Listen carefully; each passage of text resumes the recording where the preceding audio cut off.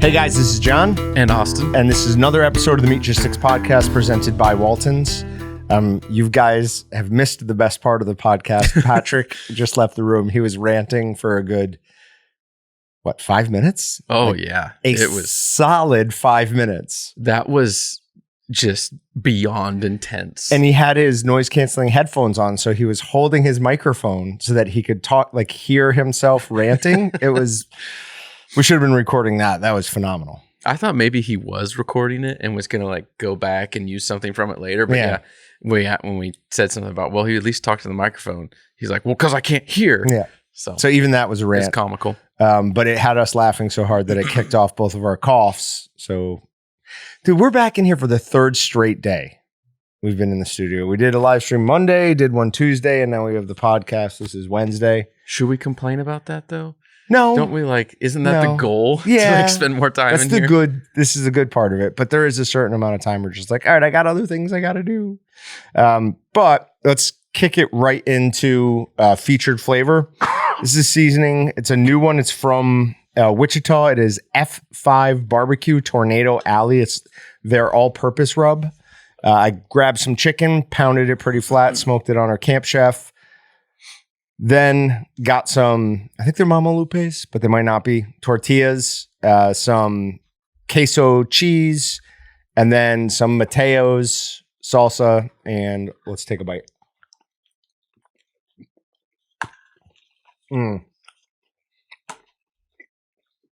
That's pretty freaking excellent.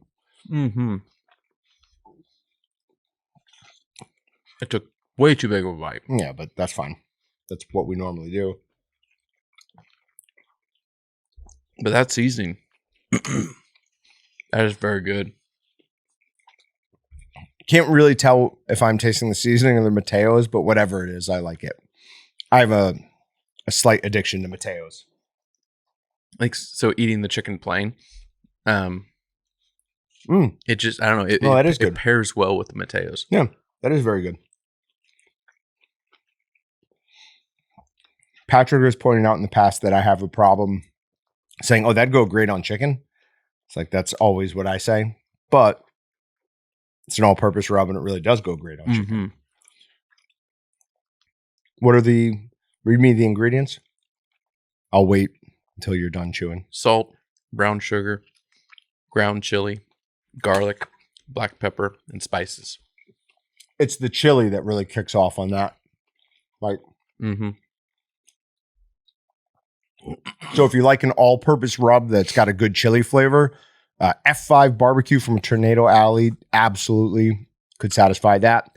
We've got Austin about to pour it a oversized amount into his hand and then eat it directly, which makes me nostalgic for the garlic. What was it called? What was our seasoning called that we just used to eat handfuls of? Garlic Romano. Ugh. Man, there was so many things we used to eat, like that tomato basil wing shake, garlic Romano. It was the tomato basil wing shake because that's the one that had the Parmesan cheese in it. Yeah, so it was tomato basil wing shake. But there used to be a lot of seasonings there was less salty that you could eat more of. I know you're not supposed to, but that was a great way to do it. That might be where your problem with salt stems from, though. Maybe. I don't know. I'm supposed to be eating a bland diet right now, and that is not bland. This doesn't qualify. It's delicious, and I am sacrificing, and I'm okay with that right now. I wouldn't really call it sacrificing. You're just not doing the healthy thing you're supposed to. So if anything, you're doing the opposite of sacrificing. Yeah. Potato. I'm sacrificing my health to entertain everyone. There you go. No, you just wanted to eat. Let's not lie. I am very hungry, though. Yeah. It's, ridiculous. Thankfully, I didn't have the eating issues that you and your brother did. I just wasn't hungry. I just kept I'd get to dinner and be like, And I'm my appetite is not fully back. And thank goodness it's not, because otherwise I don't know. I don't know how I'd be surviving right now. It's been bad. What is this? Wednesday? This is now 10 days in. This is horrible. Could it have possibly been we both everybody got sick and there was some sort of food poisoning? Is that possible? Yeah. Could be. It is. Yeah. Yeah. Could be a little touch of food poisoning on top of the flu or something. I didn't have any problems though. But as we've all, my iron gut is better than yours. So let's put that to the test. Let's start getting back into some weird and crazy Will It barbecues, but it's going to be more like Will It barbecue tartare. Undercooked, the undercooked series. Yeah. All right, this is chicken I cooked up to 125 degrees. I don't remember what it is. It was something not very crazy, but I think it was like rabbit or something. I don't remember. Some place I've been buying some other stuff from that they have like that. I need to get some from them and would do a Will It barbecue with it. Because that, I'm like, it's weird, it's different. Rabbit? But at least I'm like, it's gonna be good. Yeah, it's not weird. How many people can say they've ate rabbit in the US? I bet it's 1% of 1% of the population. No, it's got to be more than that. I didn't know. Hassenpfeffer? What the heck is that? It's another weird Northeast thing. So Hassenpfeffer is just another word for rabbit, and it's not that uncommon to eat. At least it wasn't in my family in the Northeast. I don't know. But I mean, we were 30 miles. We were 30 miles away from being basically New York hillbillies. I mean, the Adirondacks were right there. So, and then my grandmother at least grew up during the Great Depression eating Hassenpfeffer all the time. So that's probably why we ate it. Only 1% of U.S. households own a rabbit as a pet. That doesn't answer your question at all. Are they really pets? Go to Google. Get off Bing. This question requires a Google answer. I'm going to say it is somewhere 1 to 3% would be my guess. If we can find this answer. We probably can't find this answer. Because nobody tracks it. Because who cares? It's a statistically... Well, no. 1 to 3% would be statistically significant. He's scrolling. Nothing right off the top just jumps out at me. Yeah. I have to do a deeper dive. I'm not surprised that there's not that information there. All right. So for anyone who hasn't joined any of our recent live streams, the extra long barbecue thermometer, 12-inch Walton's probe thermometer is in. We got them. Austin and I did a live stream yesterday, an emergency live stream that was about an hour long. We gave away 20 something of them just to random commenters. It was fun. I was glad we did that. We haven't sent them out yet. We need to find a package that they will go in. I walked into Austin's office this morning with one of those and our largest envelope, and I said, we just need to bend this a little bit and it would fit perfectly in there. Unfortunately, you can't bend those. So we're going to have to come up with something to ship them out. Otherwise, it's going to cost us $12 to ship each one. We'll have something. So I talked with Taylor. We use these little bubble mailers sometimes, and they don't quite fit, but we're getting another size in. And then, because we need something else anyways for stuff that's like that goes out very low weight. You send something in a box when it's already low weight, and that adds a significant cost. One, in the cost of the box, but then just the weight of the box drastically increases the cost of your shipment. So you want to use like a plastic mailer that weighs like nothing to not increase the weight any more than you have to. Makes it cheaper. So we got something new coming in for that. So that'll all be here tomorrow. So by the time people hear the podcast, all the thermometers we gave away, they will be on their way out. Some of them should be delivered already. Some of them will still be in transit. So okay. And then I went and bought a case plus 25 pounds of Eye of the Rounds this morning. I trimmed them all out.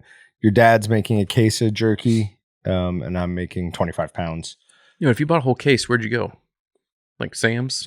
Sam's. Next time, ask them for denuded inside round. Yeah, I did.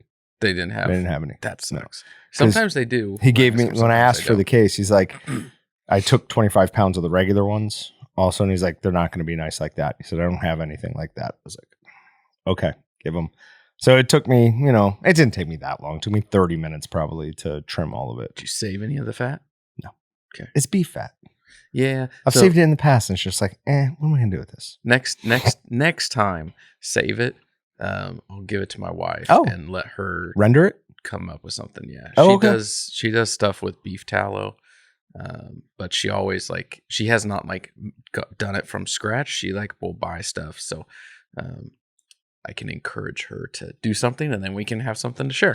Very homesteady, your wife. Yeah. She would love to go start a homestead, out in the middle of nowhere, homeschool kids, and just turn off all electricity. Return to the earth. Yeah. Yeah. But still firearms. We can't not have guns. Yeah. Otherwise, how do you protect yourself? Otherwise, all of a sudden, here comes the Plains Grizzly right back.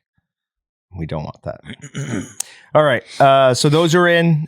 Keep an eye out on our social media. We'll have some flash sales, and I'm sure for our 13 Days of Christmas live stream, which I'm not sure when I'm doing it yet.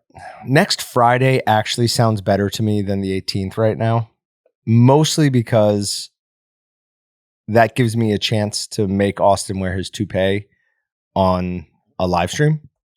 It has to get in by early next week so I can then give it to him and make him wear it from... Do you hear that? That is you. That is me. You are talking on the computer back Talk there. while I go fix that. Okay. So we're going back into the rabbit thing because I've had enough time to research.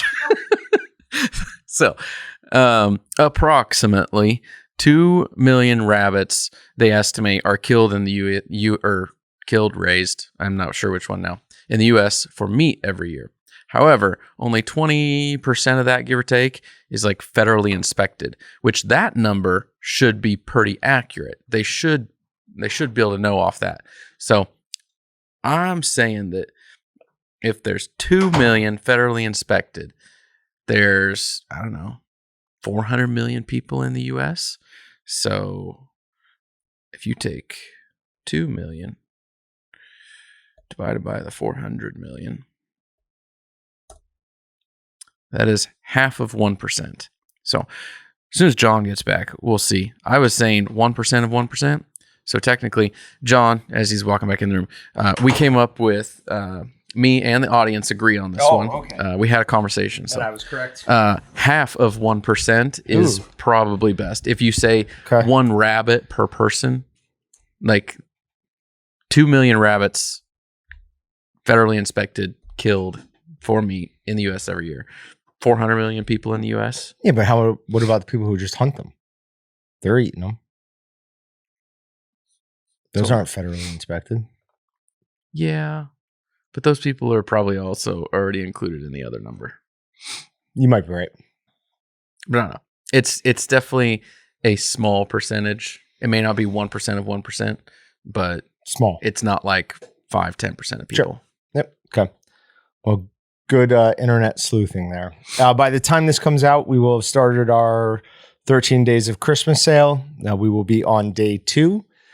So go to waltons.com/sales to see everything that's on sale. Day 1 of Christmas is the 7-pound single and dual speed stuffer, the tenderizer, and the motor for the tenderizer. Day 2, which will be the day this comes out, our number 12 grinder and our 12-inch Pro vacuum sealer are both going to be on sale. So go on over to waltons.com/sales, check those out. We also have a holiday gift guide this year. I had it broken down into price ranges. So we have some that are under $15, some that are under $35, some that are under $50. And just some of those are a combination. Hey, this goes well with this, the Better Bread or Batter Bowl and the Chicken on the Run. So yeah, that will be up on Walton's blog, and I'll be putting some stuff out on social media about that. Then keep an eye out. We have vacuum bags going on sale on the 8th, and the number 8 and the 660-pound scale will be going on sale on Sunday, and then tune back in on Monday. Cool deal.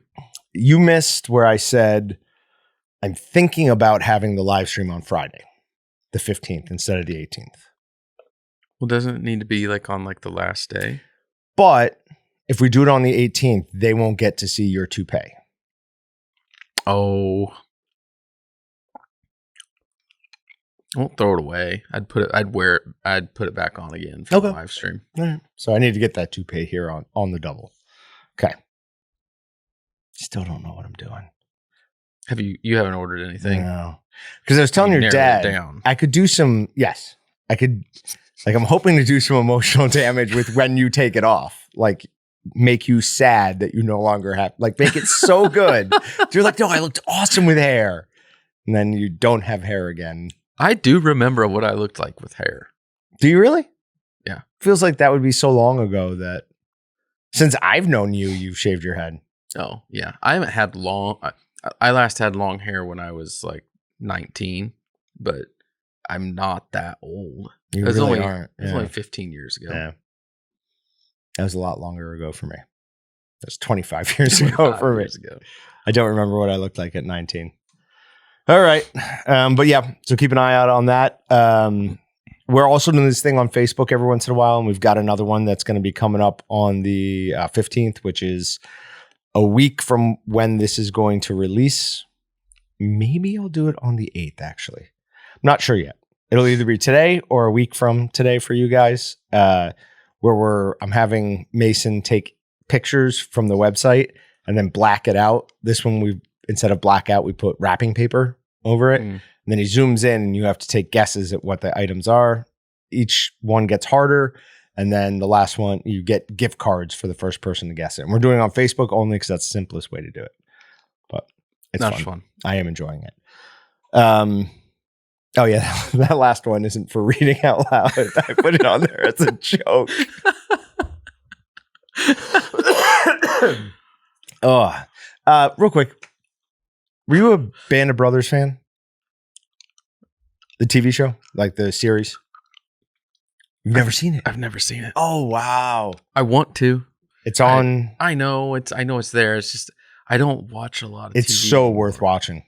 Like, absolutely, incredibly worth watching.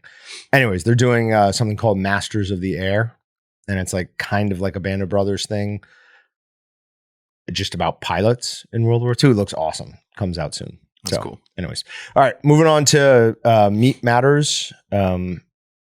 I'm going to say we don't have a bunch this time, but anytime I say that, we end up we rant and rave. Yeah, we end up spending longer. This is from a Successful Farming. Brett sent this one in, and it's small meat processor says USDA measures don't address consolidated industry's root problem. Over the past 2 decades, Greg Gunthorpe carved out a niche operating a small meat processing plant in northern Indiana. That just feels weirdly written to me. My bad. He sold several kinds of meat to chic Chicago and Indianapolis restaurants and to Chicago and O'Hare International Airport. He also sold direct to consumers, but selling in grocery stores was not an option, as the largest meat packers often have those contracts. In his circumstances, he found it difficult to compete in the chicken industry, and he recently stopped raising and slaughtering the bird. In an extremely concentrated marketplace, it's difficult for a small processor, especially a plant that slaughters, to find a sweet spot somewhere to fit long term. In an industry in which 4 companies, Tyson Foods, JBS, Smithfield, and Marfrig. What did Marfrig used to be? Didn't they used to be something else? I don't know. What are we missing there? We're missing one that we usually say. What used to be in town? Cargill? Cargill. Well, Cargill's, their headquarters is still in town, but their beef, I'm assuming you're running off of, if it's Smithfield, you're reading off the pork list. Okay. Pork, beef, I mean, different companies, but same situation of like, there's 4 that run it. There's, give or take 4 that run it. So have I always just been wrong? At least I don't know if we've been wrong, but I've been wrong saying Cargill and when I should have been saying Marfrig. No. So I think these names are for the pork industry, but you look at beef, you'd be hold on. Now you're making me question myself. Yeah, I don't think would, this is you would pork be only. JBS, Cargill, National Beef, and my brain's not going to cooperate with me today. We'll move on. The Biden administration has tried to address the concentration, including offering grants to help small processors expand, but it's not enough for many small processors that face proportionally higher operating expenses than the industry giants, according to interviews with small processors and experts. I think we're going to see a lot of these plants go out of business or sell, said friend of the podcast, Rebecca Thistlethwaite, the director of the Niche Meat Processors Assistance Network, which helps support small processors apply for federal grants with marketing. So that's not a good sign. I mean, Rebecca has her finger very firmly on the pulse of the industry, especially the small and medium-sized niche processors, seeing as that is what she does. And the fact that she thinks a lot of them are going to start going out of business is potentially problematic. So we're going to start contracting again. Would kind of make sense. Just because so many new guys opened up over the past 4 years. If the market doesn't stay where it was, then there's too many of them. The hope would be that more people continue to not buy from the large packers, not buy from your big grocery store chains. Even though just earlier we were talking about buying from Sam's for contributors. But to be honest, we buy from everybody. Like I kind of have like a different reason to buy from like different grocery stores, different local processors. Like everybody is like a separate special source for me. But yeah, and I try and split it out. Like, I mean, I get my quarter beef from the same place, but that's a customer of ours. I try and buy some from this butcher shop, some from that butcher shop, just to support small local businesses. All right, but also on that, this isn't totally tied in, but it does somewhat tie in. It's Wagyu beef grows in popularity. So in my mind, these things are sort of combined in that the way some of those niche processors or small, medium-sized processors cannot go out of business is by getting the business of people like us in their areas. People who don't want to just go to the grocery store and get the regular whatever. People who want a higher cut quality of meat. People who want to know who their butcher is.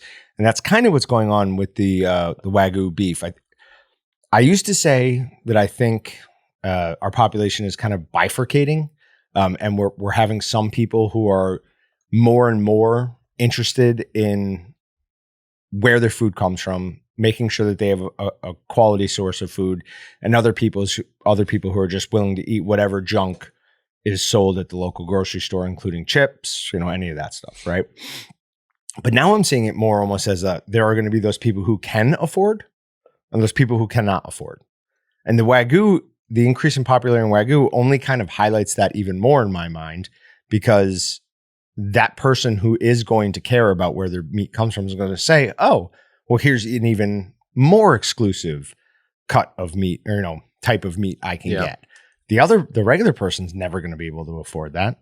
So it's now not only is it choice, but it's also economics that I see it splitting off.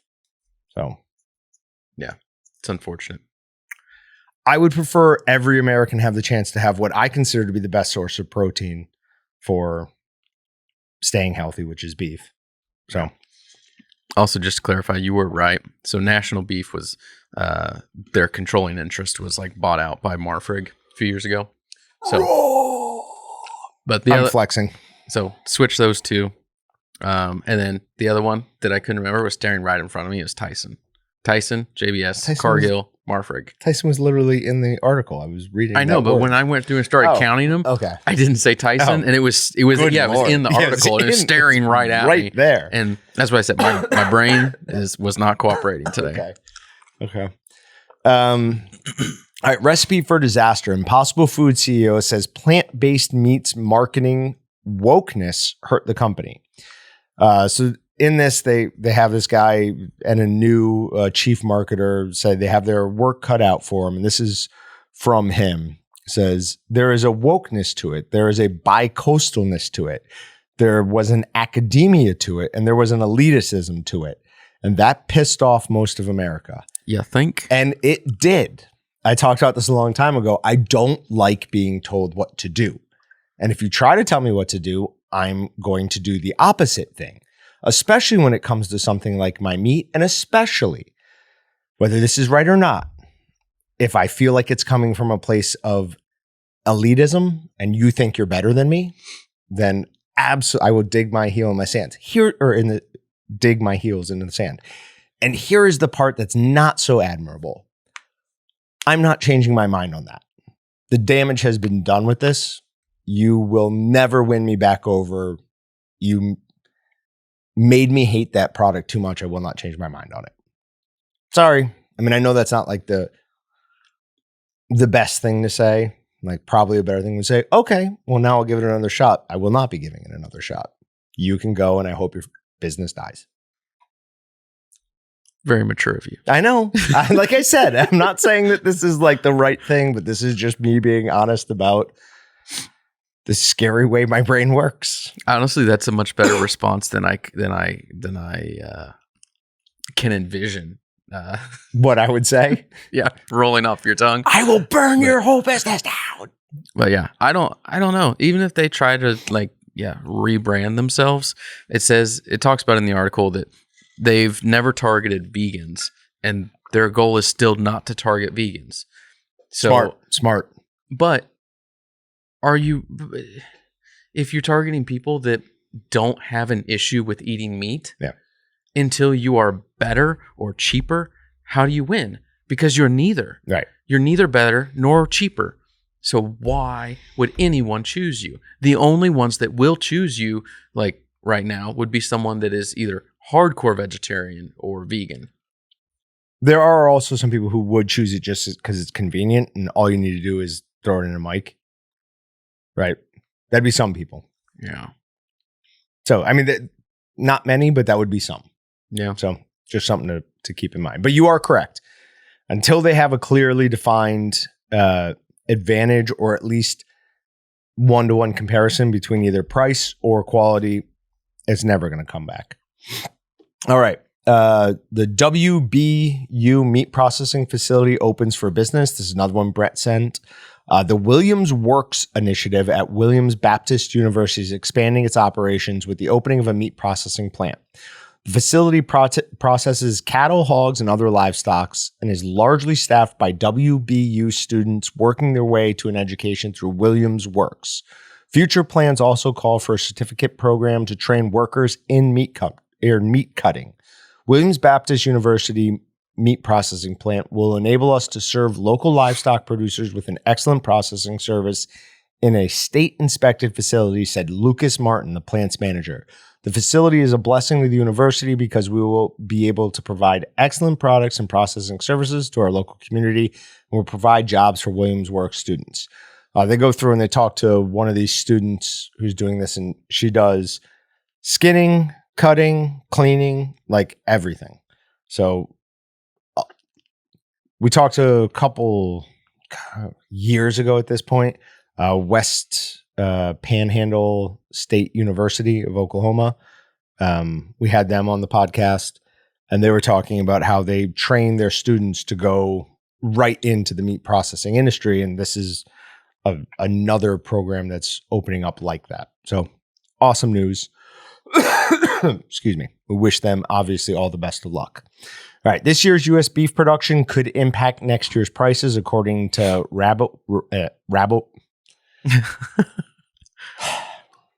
Rabobank. The global beef market is holding strong, but herd rebuilding here in the U.S. appears to be on hold. Analysts warn that could impact meat prices next year. U.S. cow slaughter is up for this year, with heifers making up more than 40% of calf and feeder cattle sales. On top of that, a report warns that slow economic recovery will limit consumer purchases of beef, and the latest USDA numbers continue to show prices are increasing. The group anticipates a nearly 5% contraction in beef production and 3% drop in beef consumption next year. Not looking good for the meat industry, or for the beef industry at least. And then right on the heels of that, we've got what is happening to the U.S. cattle industry. So this is a guy who's talking about an article he wrote previously. But he says, in that piece, I talked about how a report from Texas A&M pointed out that ranchers were culling herds during the extreme dry conditions in 2021 and 2022. They were taking more heifers to the sale barn than they did during the drought that ran from 2011 to 2015.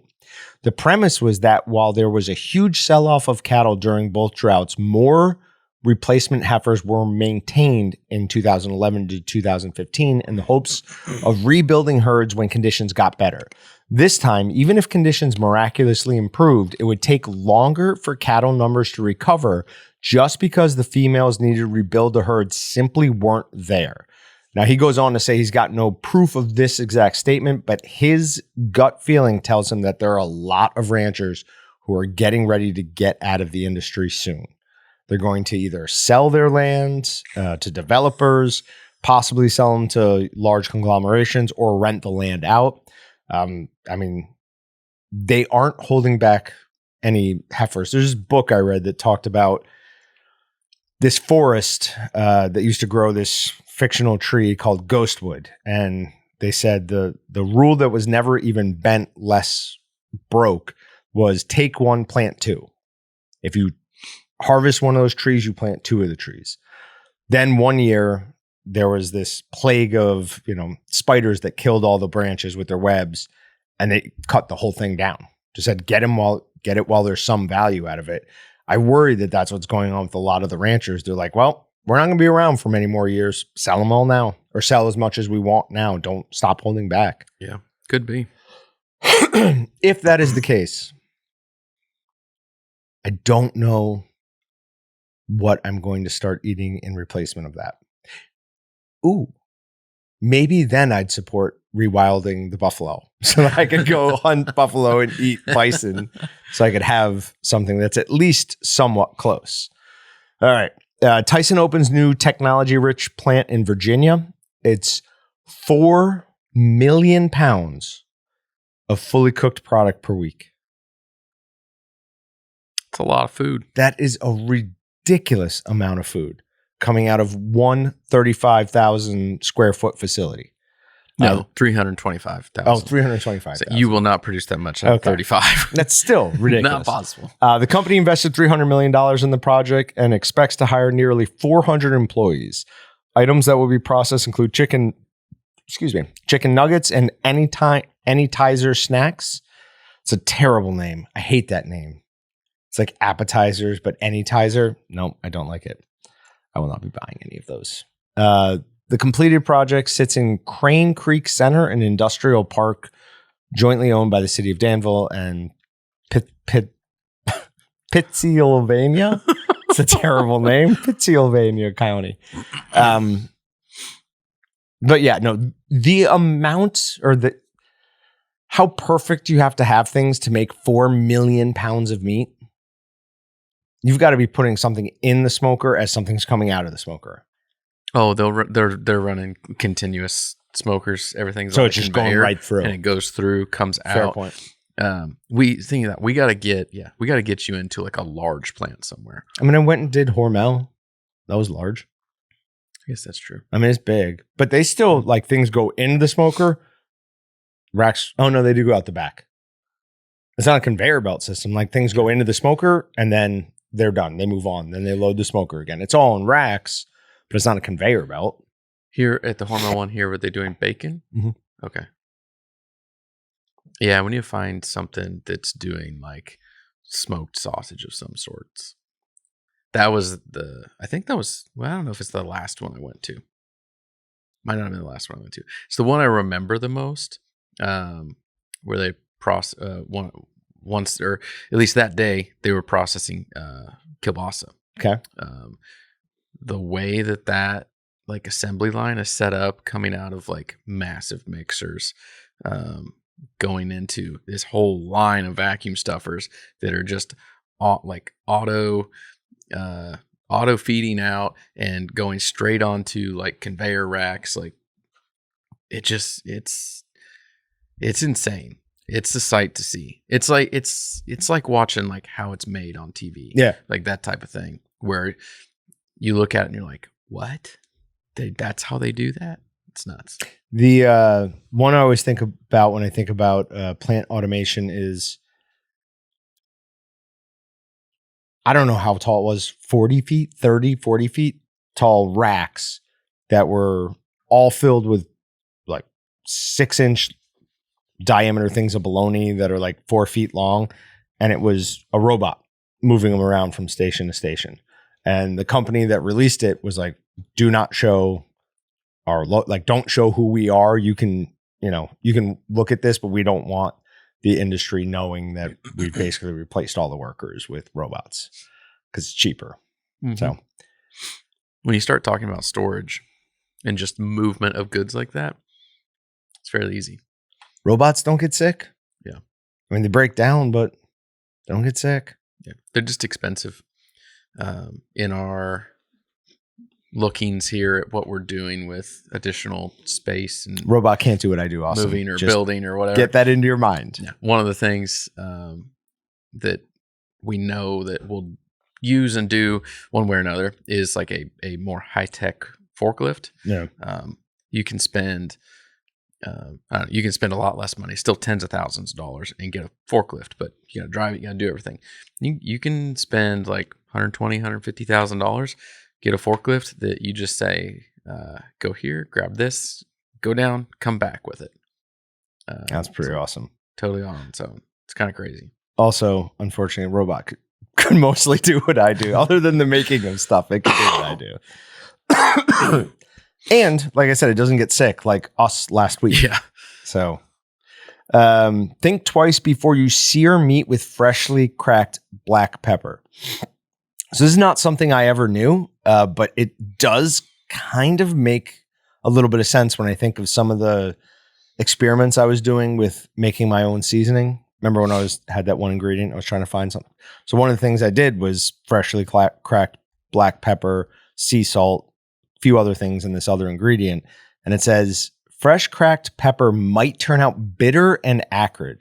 While all pepper will release some bitterness when exposed to high heat, this is particularly true of fresh cracked pepper as opposed to the dried stuff.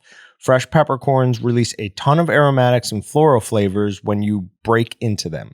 It's the reason there's such a profound difference in taste between fresh and pre-ground pepper. As delicious as these compounds are, they're especially susceptible to becoming bitter and acrid from high heat. That was my complaint with one of the things I made. I'm like, that kind of tastes bitter. So that's what it was. Mm-hmm. Never knew that. Crazy. So did you send this to me previously? I don't think so. You might have stole this from Tex maybe then. Oh, okay.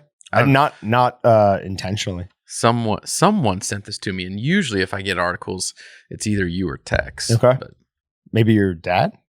I don't think your dad sent me this one. I usually call out when he sends them to me. I don't remember. Try not to steal things from him. This one is interesting though. But yeah. I'm still going to keep using a high heat sear on my steaks though.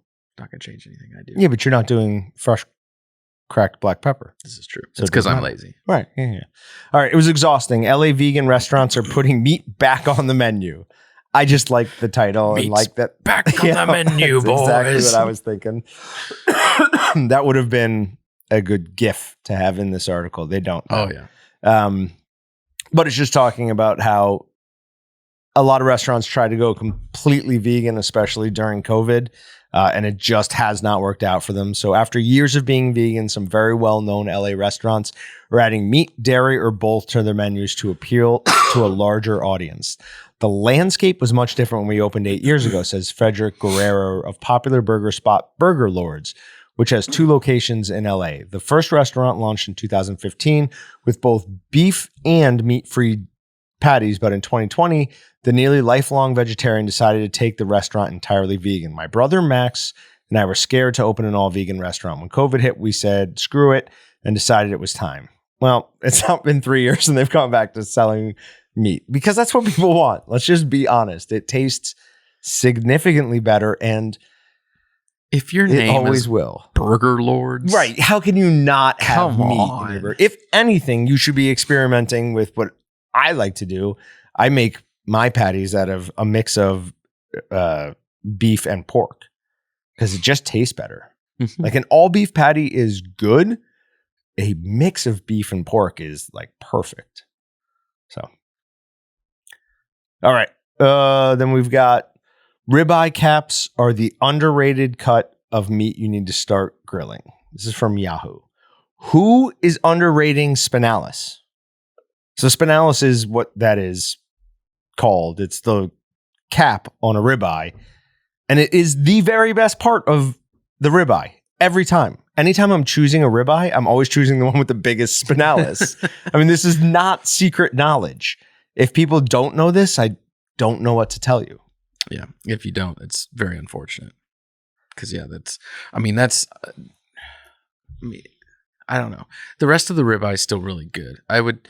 We could start an argument over which steak cuts the best. I'm still probably going to eat the rest of the ribeye over a strip. Or okay. Something else. Okay. I thought you were about to say you would eat the rest of the ribeye before the spinalis. No. Okay. Well, I don't know. Sometimes I do. I eat things in reverse because I'm like, I want the best last. 100%. Yeah. When I said first, I meant like preference. Okay. Yeah. I will save the spinalis for last too. Yeah. But like the big part about and why you eat a ribeye is because the spinalis is so good. Yep. Real quick, when you were a kid, were you allowed like sugary cereals? Depends. Was it cheap? Could have been. If it was cheap, like I was allowed a knockoff brand of Lucky Charms or something. Yeah. When I was a kid, I used to eat all of the oat pieces first, so I'd have nothing but marshmallows. And then, later in life, they sold just the marshmallows, and I bought a box of it. It was terrible. Like, this is disgusting. I don't know if my taste buds changed or if it's like I didn't have to work to get all the bran pieces out. A little bit both. Probably a little bit of column A, a little bit of column B. Okay. Moving on to wild card. We're going to finish early today. Shocking. I've got 3 stories. 2 of them are shark related. So yesterday, a Mexican woman who is a mother, it's not the Mexican woman and the mother, which is what I initially thought it was killed in a shark attack. This was right off the coast of Mexico. They have not said what type of shark it was, but every article has a bunch of pictures of great whites.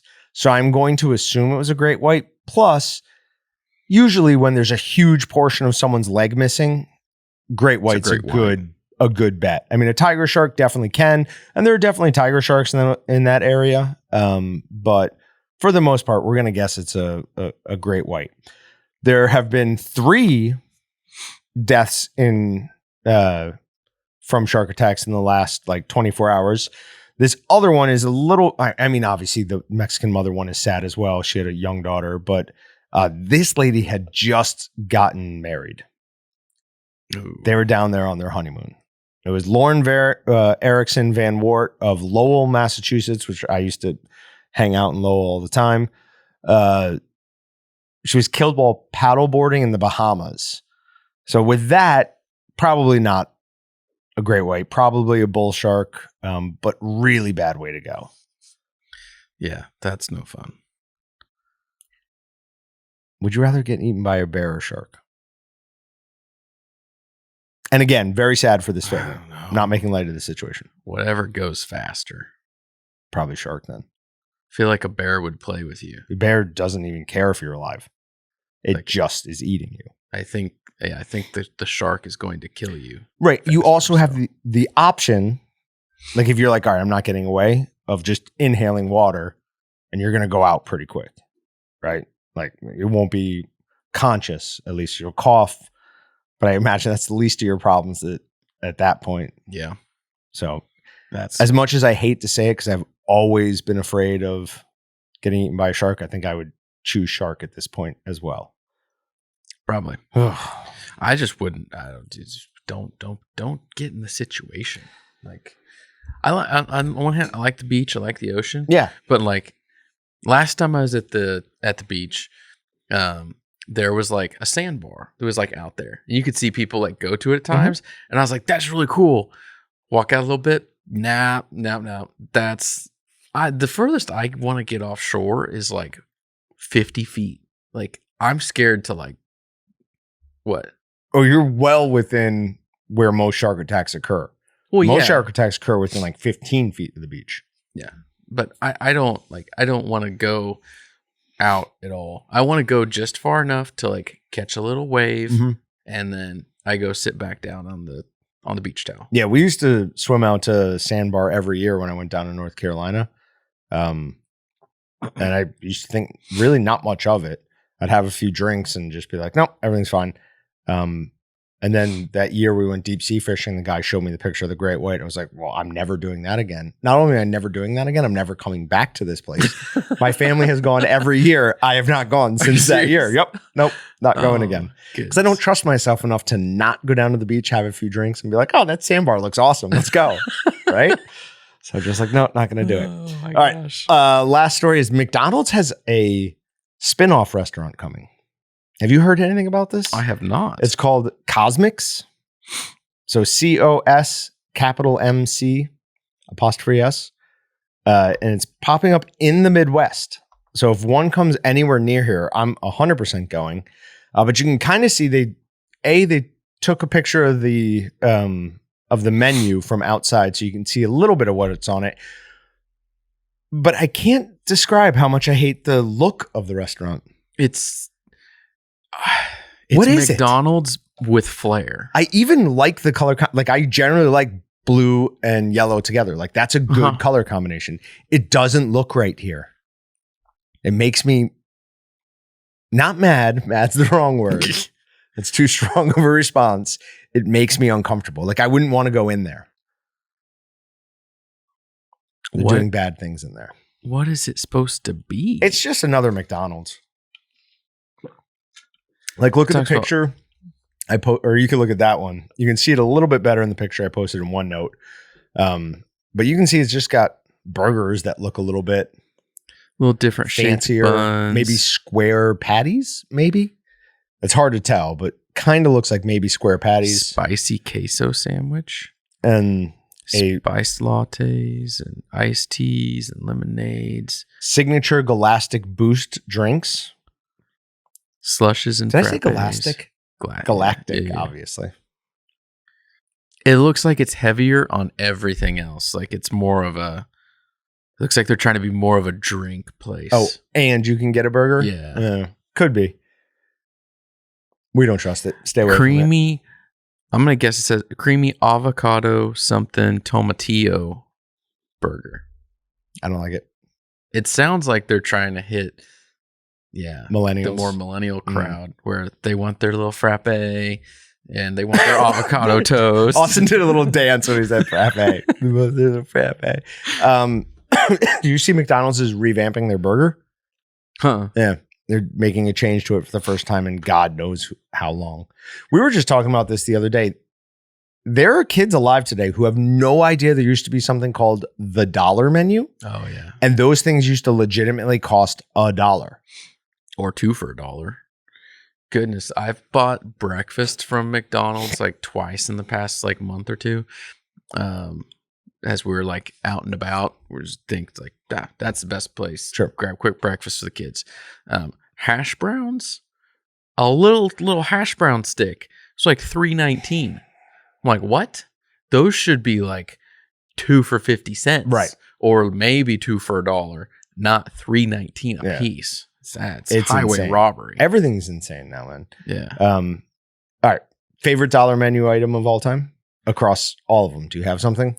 I mean, before it was on the dollar menu, but like dollar menu or less. Sure. Or less. Junior bacon cheeseburger from Wendy's. Yeah, that 100% would be mine as well. Yes. Those used to be those. like 79 cents a piece. And I would go get like 5 of them and eat those. Either doing that and like getting some Frosties or going to Arby's and doing the 5 for $5. Oh, Arby's 5 for $5. Oh my gosh. Oh, the number of times I got diarrhea from eating so much of that. I'd get one roast beef with cheddar with just like sauce it up. Yeah. So much sauce on it. And then 2 curly fries and 2 shakes. 2 shakes? Yeah. Oh, I would get 5 of the sandwiches. I would just get the sandwiches. Give them to me. Just eat. But that kind of qualifies for dollar menu in my I would mind. say so. But that was I looked forward to that probably more than probably anything else. Me and my two brothers, like we'd lose it when we'd be like, we're going to Arby's today. We're going to go to the 5 for $5. Yep. And I remember when it started, it became 4 for $5. And that was like a major moment in my life where I was like, oh, things aren't going to be as cheap. Like everything's getting more expensive. I'm like, they can't even do the 5 for $5 anymore. Because $5, like you used to be able to get lunch for $5. Like absolutely, I could go to a small Italian eatery up in New York and get like a stromboli for $5 or 2 or 3 pieces of pizza. Now it's probably $4.50 for a slice of that pizza. So it's nuts. It's sad. I do like that our answers to because we did not pre-plan that. I like that our answers to that were the same. How is everyone's answer not a junior bacon cheeseburger? So good. They're so good. Now I want one. They have everything on it that you need. They really do. So I really want one now. And yes. And I'm sorry. I like the square patty. I don't care. I don't know why, Fresh, but I never do. frozen though. Fresh, never. I don't know that I believe that, but sure. I think that probably does make a difference. But yeah, is it legit? Yeah. Right. Like when McDonald's tried to what is it? Oh God. It's a terrible way to end the podcast. What do you call it when you're like, only I can do this? Patent. Yeah. Yeah. When they tried to patent 100% certified Angus beef, like they wanted to like say like, hey, this meat product, we want to patent it as 100% certified Angus beef, even though it's none of those things. Yeah. So that they could call it that. But all right, you got anything else? Nope. All right, we'll see you guys next time. Sorry about that ending there. Thanks, everybody. Thanks for checking out the Meatgistics podcast.